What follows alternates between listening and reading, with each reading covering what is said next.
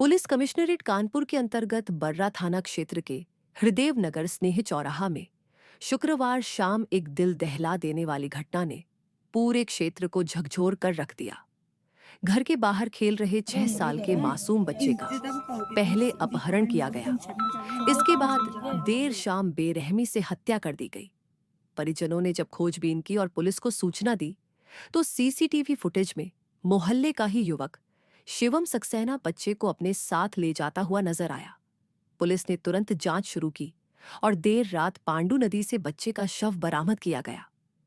DCP south Dipendra नाथ चौधरी ने बताया कि आरोपी शिवम मासूम की मां पर गंदी नीयत रखता था और इसी रंजिश में उसने बच्चे की हत्या की। आरोपी और पीड़ित परिवार एक ही मकान में किराए पर रहते थे।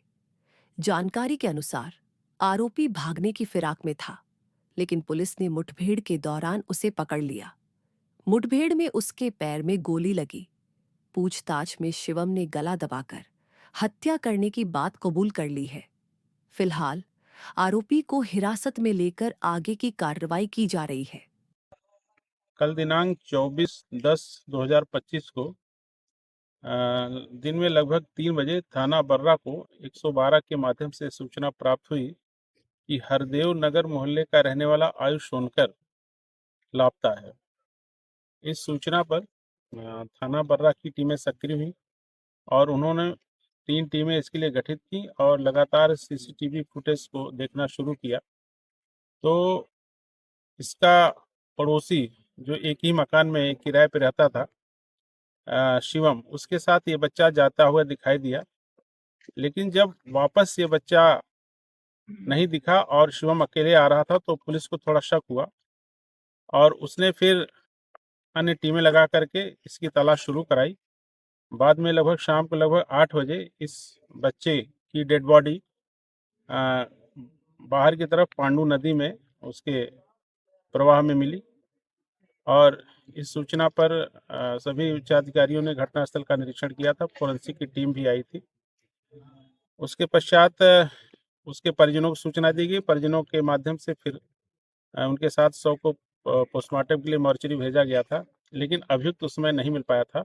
अभियुक्त की तलाश के लिए लगातार इंस्पेक्टर बर्रा और उनकी टीमें सक्रिय थीं।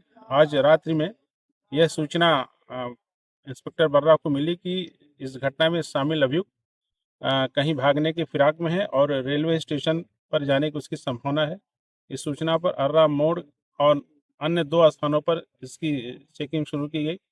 अर्रा मोड़ के पास एक व्यक्ति आता हुआ दिखाई दिया जिसको रोकने का प्रयास किया गया और वो नहीं रुका और उसने 2 फायर लगातार पुलिस पार्टी पर किए। एक फायर उसमें पुलिस की जो सरकारी गाड़ी उसके बोनेट पर भी लगा है।